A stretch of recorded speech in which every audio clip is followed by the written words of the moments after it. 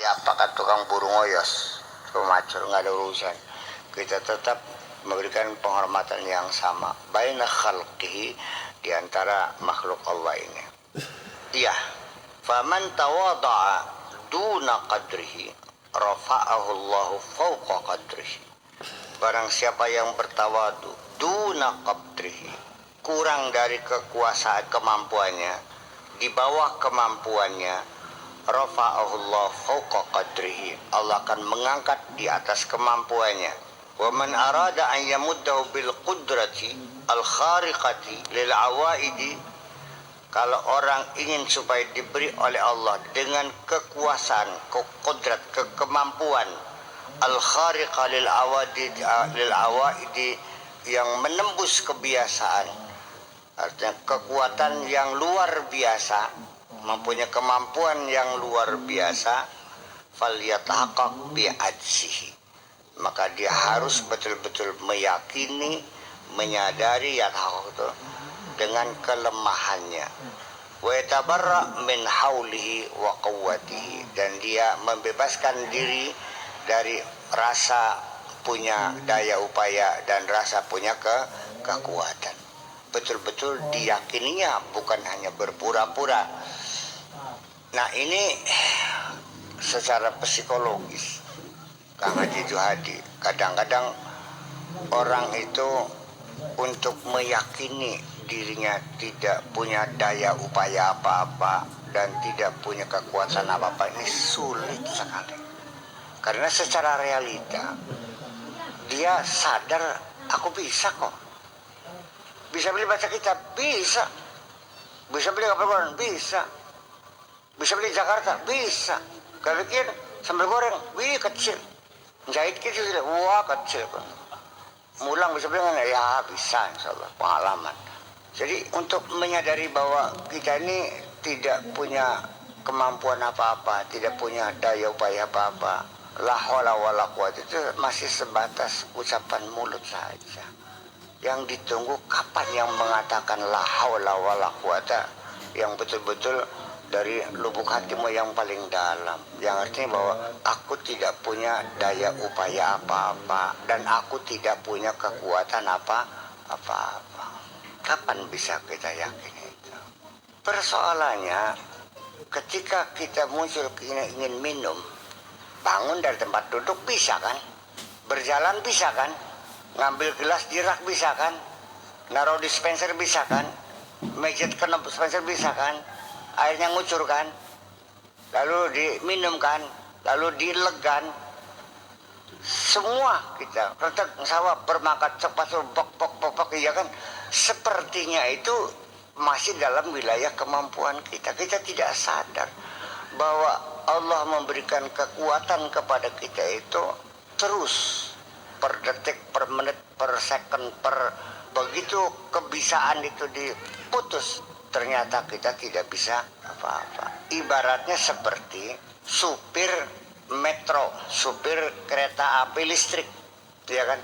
Kata komando dari sentralnya nih, segera dipercepat, jam 1 harus sampai Jatinegara, kencot gasnya, ya kan gitu. Ada orang nyebrang, injek remnya, seolah-olah dia bisa mempercepat kereta api dan bisa memperlambat kereta api, bisa menghentikan kereta api. Tetapi ketika listriknya mati, baru ternyata dia itu tidak bisa mempercepat, tidak bisa merapat, sangat tergantung kepada adanya arus.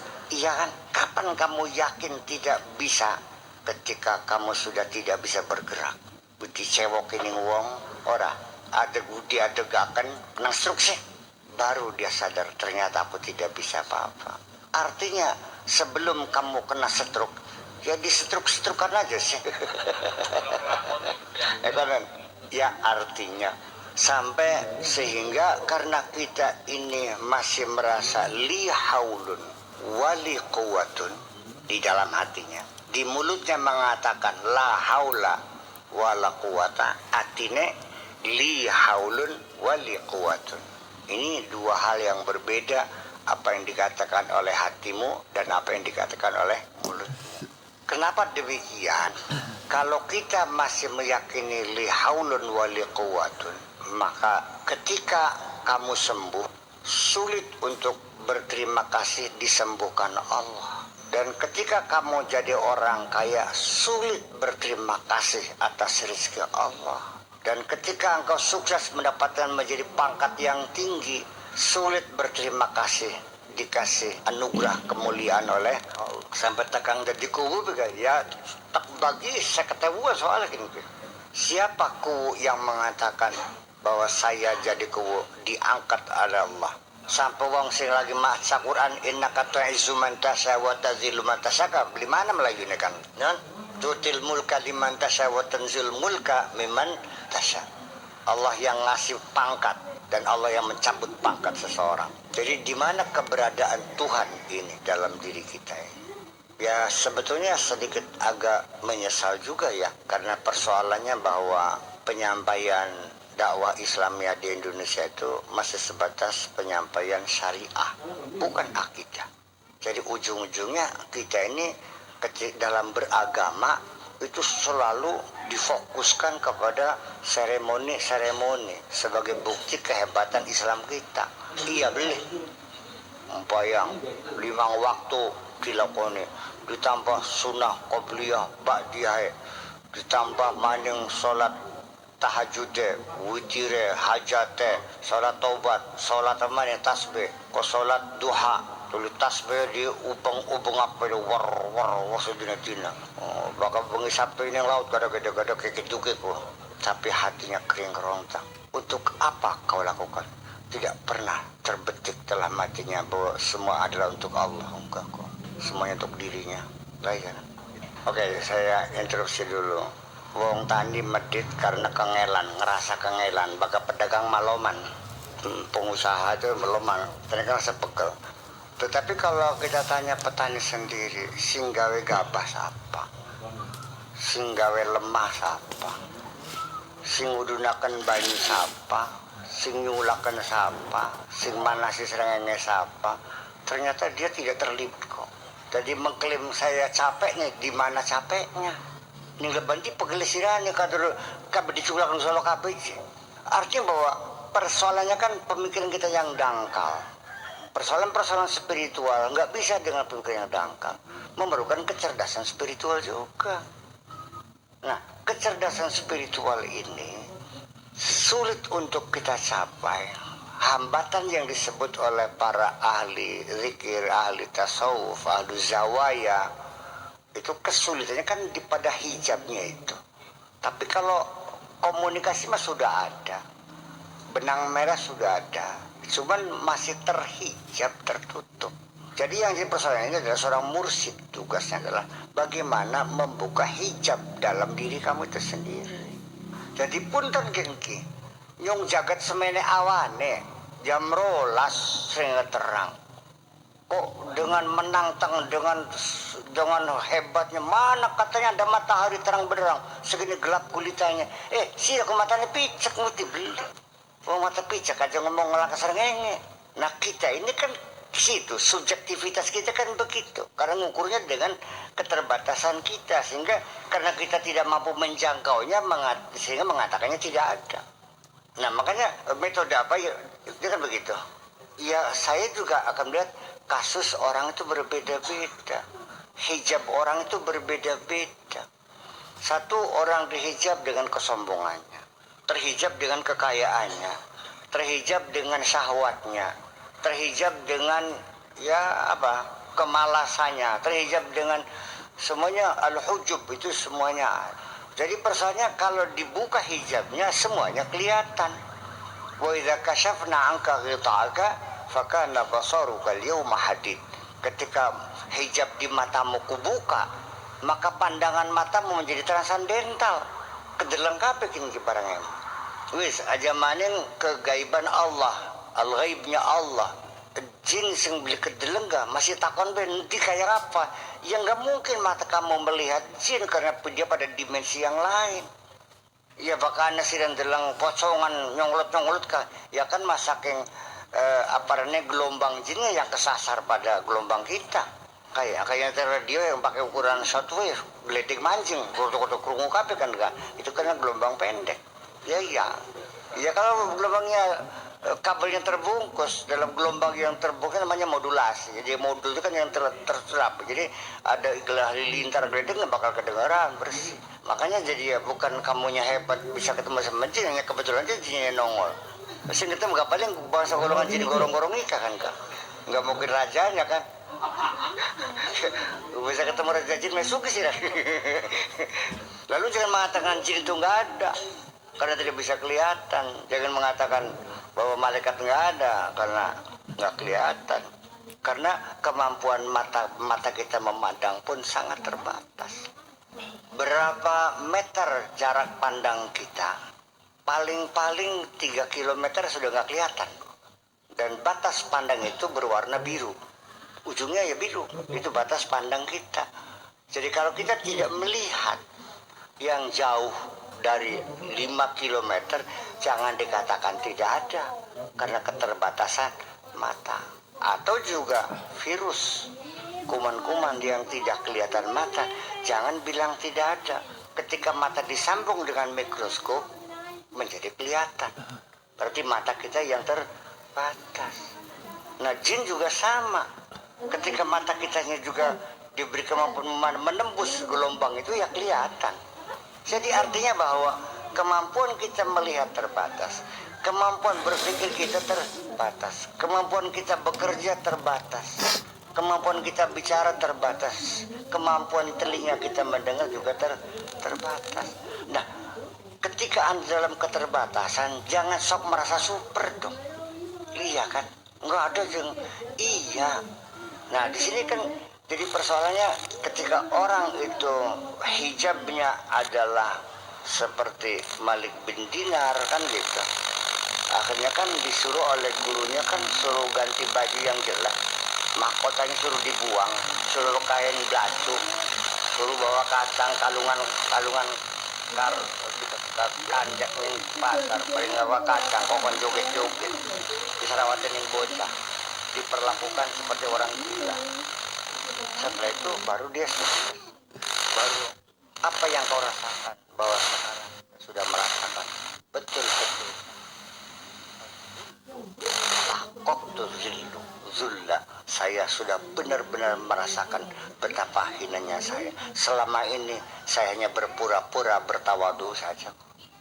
Bukan rasio, ya artinya secara fisik dengan panca indera kita ini. Ghaibun itu artinya enggak hadir. Ghaibun bahasa Indonesianya gaib. Ghaibun, ghain ya ba, ghaibun bahasa Indonesianya gaib. Jadi dua kata yang ditulis sama kayak gini. Ini kan barang gaib. Ghaibun apa ghaibun? Wazannya fa'lun apa fa'ilun? Iya kan? Saya terlepas bukan menyalahkan para mufassirin, tapi saya merasakan sendiri. Alif lam mim dzalikal kitabu la raiba fihi.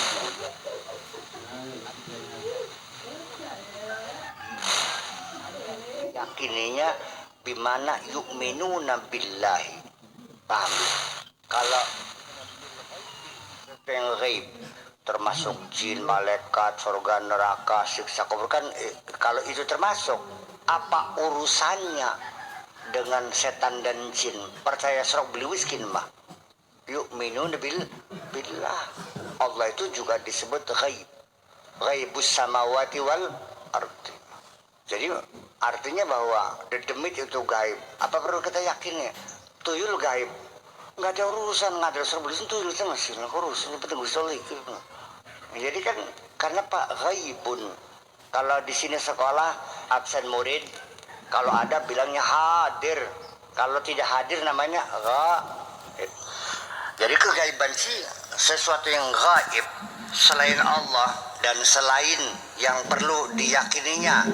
Wabi malaikati wa kutubihi dan sebagainya kan gitu. Wal yaumil akhir. Selain yang itu ya mau percaya silakan enggak udah. Kalau kita pada malaikatnya karena ada penekanan khusus harus mempercaya juga. Saya kira jadi pengertian gaib itu ya kalau dalam kitab tafsir ya termasuk surga, neraka, malaikat kan begitu. Iya kan itu ya saya juga baca. Tetapi saya pasnya itu alladzina yu'minuna bil ghaibi, yaitu alladzina yu'minuna billahi. Karena yang betul-betul ghaib itu hanya Allah. Yang lain mah ghaibnya nisbi. Iya kan? Karena pada gelombang lain, karena di tempat lain, karena mata kitanya tidak melihat, namanya juga gaib. Itu aja persoalannya. Ya kita beli lawan, dari nguntap mending. Kadang-kadang kebebasan berpikir itu dipatasi dengan nguntap tata kerama. Kita kembali lagi tentang masalah bagaimana seorang mursyid mampu mendeteksi, mampu melakukan diagnosa. Hijab murid itu kan berbeda-beda. Maka ya shock terapinya juga ya berbeda. Pak Edi terhijab, Pak Haji Juhadi terhijab, saya jen hijab ini. Maka Pak Edi mah bisa padang gitu pakai duit akeh kan. Soalnya lagi tempat utangnya kan, begitu pur utangnya waduh peplong jaga tiga. Iya, nembek kelingan batu, kelingan wong melarat iya. Kini mah buru-buru mikir wong melarat, mangan masih kurang, ya kan. Jadi ya, ya Haji Sulaiman saja mana hijab. Yakin nggak bahwa di dalam kitab-kitab mungkin tidak dijelaskan, tapi di lapangan saya menemukan bahwa hijab ternyata ada satu hijab yang unik, sehingga anak didik saya ini sulit sekali menembusnya. Yaitu rasa ketakutan terlalu besar.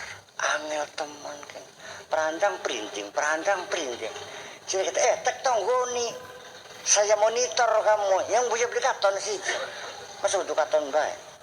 Jadi artinya ya itu meremang-remang aja bulu remahnya ketika di tengah hutan itu. Saya berdetak orang ya masih udah baik. Padahal ini Mas Sepeng sebagai saksi. Malam itu saya bunuh ular, yang aturannya nggak boleh bunuh karena jengkelnya, bunuh aja Mas Sepeng. Karena itu akan mau menggigit Pak Yunus kan. Padahal pagi-pagi cerita tadi malam ada ular mau gigit saya. Ustaz pateni sudah mau pengipu. Berut aja ya berut. Cara udah pribadi ya embuh. Ini kan saya buktikan bahwa kamu saya monitor. Ya masih mau dibaca. Ya kan tidak boleh. Sekarang saya memonitor kamu bukan hanya kamar gubuk yang gelap gulita. Bukan hanya memonitor gerak tangan dan kakimu, bukan memonitor zikiranmu, tapi juga saya monitor mimpi-mimpi setiap malam. Benar jadi masih urip Mas Bang. Ini masih urip Mas Bang. Saya kumpulkan pagi-pagi, saya ceritakan kamu mimpinya ini semuanya. Ya masih wedi baik sih ya. Ya minimal kan kalau kita merasa ada yang monitor kan tenang beli. Ya artinya bahwa ya memang. Jadi saya lama-lama menjadi berpikir kembali bahwa ternyata ketika seseorang itu terlalu sering membuktikan kehebatan-kehebatannya, percayalah muncul juga kesombongan. Iya, yakin mah turun pangkat mana makanan mah. Kopral mana awit mana enggak? Enggak mana. Mereka takut komando. Enggak pakai yang baca mana kopral. Ya itu makanya jadi memang jadi memang serba sulit kita juga sebagai mursyid juga menghadapi berbagai kesulitan ya, dan ujung-ujungnya sih tetap nantinya bila talabin ya kan wala kasabin wallahu yakhtassu bi rahmatihi may yasha, hanya berdasarkan kepada rahmat Allah saja. Kehendak Allah juga pada akhirnya kita hanya berpantas saja kok. Lamun sira dadi wong bener kah? Ya karena oleh ide sungguh Allah, bukan karena bimbinganku kok. Yang kita betul tentu sih, tidak mana ngangen baik. Jadi kita pasang dari sudah di wong bener kan. Menurut sira kita sudah di wong bener. Perasaannya kok. Berulang-ulang saya mengatakan bahwa kita masih nembe lagi garap mulai belajar bener. Kurang beli majelis masih nembe lagi garap mulai belajar bener. Jadi masih ada mau kita mah ya temenanan pengen bener lagi. Jadi tiba mana ngatangin mana kita beli kapok kita mah tiba mana ngatangin mana pak kentang lulus bundas gak boleh apa-apa sih bisa melakukan beli dalam kentang kuliah tapi udah belangnya Itu satu bukti bahwa kamu nekat harus bisa berjalan. Ketika kamu kapok takut dengkulnya korengan lagi, sampai sekarang tidak akan bisa berjalan. Makanya innalladzina jahadu fina lanahdiyannahum subulana adalah satu hal yang sangat aplikatif kok. Jadi kembali kepada kamunya bener-bener nggak niat benernya gitu aja kok. Bener-bener beli pengen bener ki. Ya tekan di setor. Ya memang di penghujungnya mah. Nah makanya jadi sampai hambatan-hambatan hijab itu sendiri, ada hijab pada dirinya, ada juga hijab pada lingkungannya, godaan-godaan di sekitarnya, masya Allah, sampai tekan rapi jolo pegatan aja pengantin. Iya, ketidakmampuan melihat kebenaran, ajzuna an ru'yatil haqqi, ketidakmampuan kita melihat kebenaran, melihat hak, hatta yatabayyana lahum annahul haq, sampai jelas. Sanurihim ayat. Iya, ngawulan sesama manusia. Iya, sampai pegawai negeri kah, abdi negara, ya pemurtadan bikin. Ya tolong sebut saja pegawai negeri lah, jangan abdi negara dong. Semua kan Abdullah ini. Masa abdi negara sih? Memang konotasinya kalau pengabdian itu tidak minta imbalan. Lamun kene karoan, ngerti beli. Kerja bakti atau goro orang yang nggak ada bayarannya. Tetapi percayalah bahwa Allah sendiri menjanjikan bahwa semua kebaikanmu tidak akan kusia-siakan, dihitung. Innallaha la yudhi'u ajral muhsinin wa hal jazaa'ul ihsan illal ihsan. Enggak ada kebaikan itu dibalas kecuali dengan kebaikan lagi. Allah selalu mengingatkan kita bahwa apapun yang kita lakukan akan diberi balasan. Itu kan Allah. Sira sing dadi mubaliki acak aja Gusti Allah menjanjikan ganjaran lulu sirama. Kayak pangeran Pak, ganjaran be kandane kok. Jadi kadang-kadang kita berperilaku seperti Allah juga kan. Untuk kena ganjaran tuh. Wah ini kalkulator meleduk pimpindo ngitung ganjaran. Ya iya.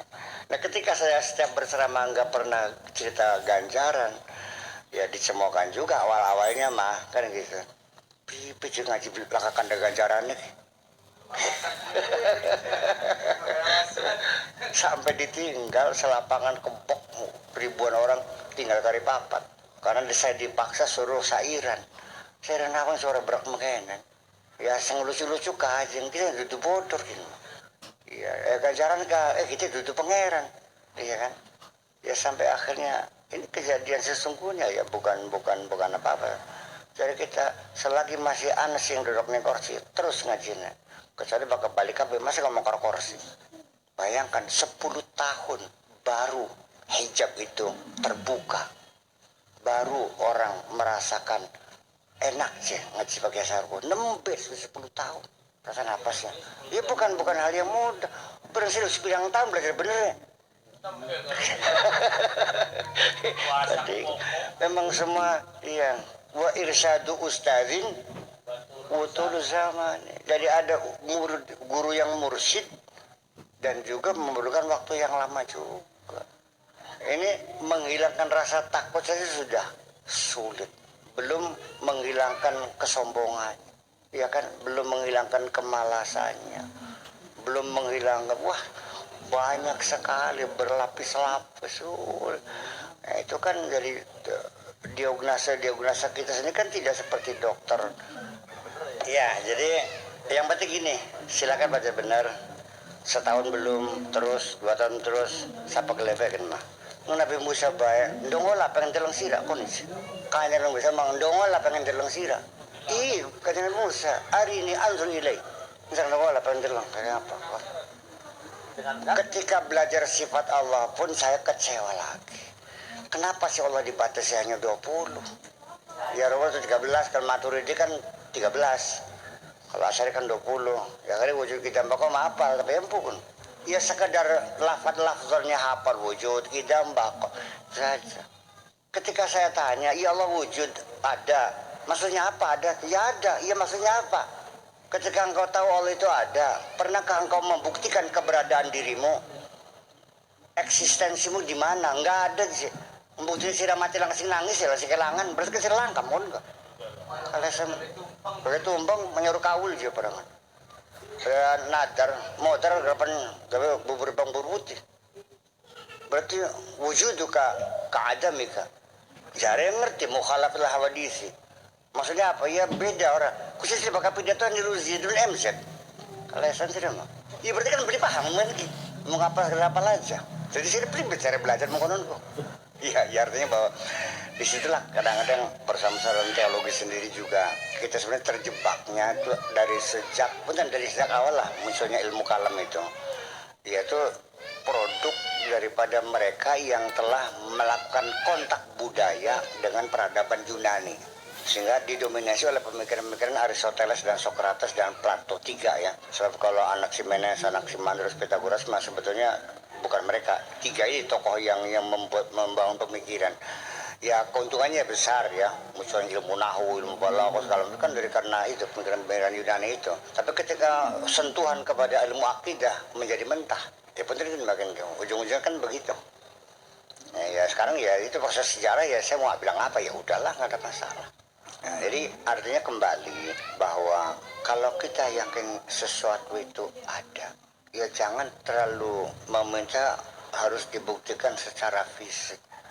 Di dalam diri kita saja, kata dokter ada, tapi kita ini kan nggak ngelihat, nggak tahu kan, ya kan begitu, bahwa roh yang ada pada diri kita saja juga kita tidak bisa membuktikannya. Jadi kamu ada rohnya enggak? Ya ada, yakin, mana buktinya? Ya tetap belum bisa membuktikan kok. Yang ada kan hanya gejala-gejalanya aja. Ya kan gejalanya ada, bisa berdiri, bisa berbicara, bisa makan, bisa minum. Aja dodor entut anda beli pribadi punya kopi sirit begini ya, kita kembali pertanyaan yang awal tadi itu bagus sekali pertanyaannya, kiatnya bagaimana. Sebetulnya yang memberikan bagaimana kiatnya itu bukan murid ya, tapi mursyid. Murid cuma tinggal menjalan aja, cuma persyaratan satu yang tidak boleh ditawar menawar. Kalau murid itu terhadap mursyid itu sikapnya harus ka'annaka mayyitun baina yaday ghasilihi, seperti mayat di tangan lebih diwalik nur beleh didodokna ini sudah masih ngelawan bayi. Kok kurang boleh kang ngaji juga deh kok ribet. Bakal cari mesti diajak ya ngelawan sih. Ya gue deh murid tasawuf, itu murid bahasa Indonesia, al-murid wal mursyid gitu. Nah sesungguhnya kalau itu saja bisa dibuktikan kepatuhan, kedisiplinan tinggi, tentara aja bisa serta market sih. Kok tentara bisa, kenapa kamu enggak? Siap, nggak ada, akan tetapi ditajung ini. Ini kesulitan gitu. Nah ketika dia sudah menjadi murid yang baik, nah baru kita juga melakukan diagnosanya itu lebih akurat. Mendiagnosa penyakit fisik seorang dokter umum, ketika telinga kamu sakit diperiksa, disoroti baterai ya kan, sampai cungure, tenggorokannya bukan nyambung karena masalah THT kan nyambung, hidung mulut ini kan sama salurannya itu, barangkali ada pembengkakan di ini juga ada pengaruhnya, napasnya diperiksa dan sebagainya. Itu dengan mudah dan cepat, hanya beberapa menit dokter bisa mendeteksi bahwa Anda sakitnya ini, langsung kasih saya obatnya ini, ya kan begitu. Tetapi kalau sakitnya sakit jiwa, dan saya banyak berpengalaman dalam melakukan diagnosa penyakit jiwa, ya artinya jujur aja kan, pondok saya dulu kan sebelum santri kan isinya orang gila dulu ini. Orang gila semua. Iya, nah ketika saya mendiagnosa apa penyebab penyakitnya, nggak bisa sehari, nggak bisa 2 hari, berulang-ulang sampai berminggu-minggu baru ketahuan. Kenapa kesulitannya mendiagnosa penyakit jiwa itu sulit? Satu, ketidakjujuran. Dan yang ditanya bukan orang yang sakitnya saja, tapi ibunya, bapaknya, anaknya, tetangganya, suaminya, semuanya diperiksa semuanya. Apa penyebabnya? Iya kan? Lalu yang diobatinya juga semuanya nggak bisa orang saja. Kalau suaminya nggak mau ya sulit. Kalau ibunya tidak mau merubah perlakuan terhadap anaknya ya sulit. Itu karena itu. Dan seringkali itu ketidakjujurannya adalah karena masalahnya ya mungkin tabu, mungkin juga aib. Mungkin nggak ada seorang stres anak itu yang sebabnya diperkosa oleh bapaknya. Mungkin nggak bapaknya bercerita dia tuh Pak Kiai karena saya perkosa, ada nggak mungkin kan. Bagaimana kita harus cerdik mendiagnosa. Nah makanya ketika ngobatin orang gila itu yang ngoceh lebih enak daripada yang diem. Itu ukurannya adalah kalau penyakit rohani bertahun-tahun kadang-kadang kata salah diagnosis salah mana sih. Karena lebih dalam. Kalau orang gila mah jiwa ya mungkin gejalanya sama, ketawa, cengar-cengir, udaning dalan sama. Tapi kan penyakitnya berbeda. Kalau penyakitnya saraf juga sama. Gila juga. Langap, longot, cengar-cengir. Tapi kan kalau saraf kan bisa dideteksi secara dini. Dan obatnya ya pisau itu mah. Iya kan, disambung lagi. Karena apa? Karena neuro receivernya putus, jadi sambung udah operasi. Iya, tapi kejiwaan apa? Ya soalnya persoalan rohani. Nyambungnya ke apa? Memulihkan kesehatan rohani dia tuh bagaimana caranya? Pakai latih apa? Dan ya justru karena itu. Jadi ketika Anda bertanya bagaimana kiatnya, ya itu salah satu yang menjadi kesulitan kami. Jadi jangan dikira bahwa mursyid itu sekedar bimbing seperti thariqah, nyawiridan kian kiping 10, kulune ping 300. Ya bukan itu mah thariqah lain. Ya kalau thariqah mah sekedar aurat, azkar, ya kan masih dalam malam iya. Kalau ini kan ceritanya lain. Makanya jadi sementara gitu, masih sementaranya yang kita juga sementara juga sih.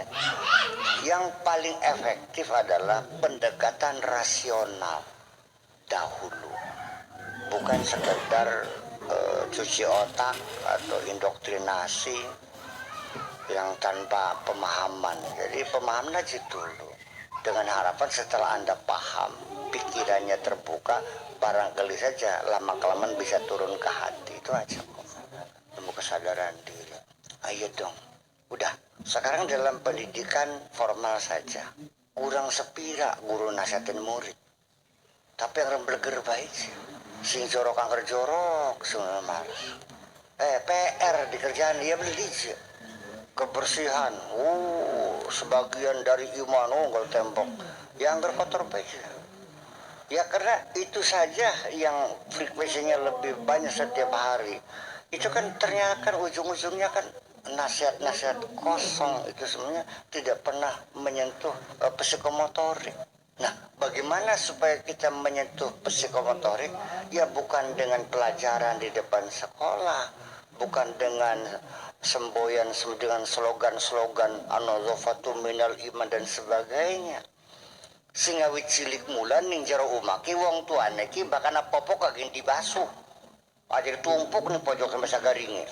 Anak ngisi gagian dicabok kayak dirang besar tekang silite garing. Iya kan?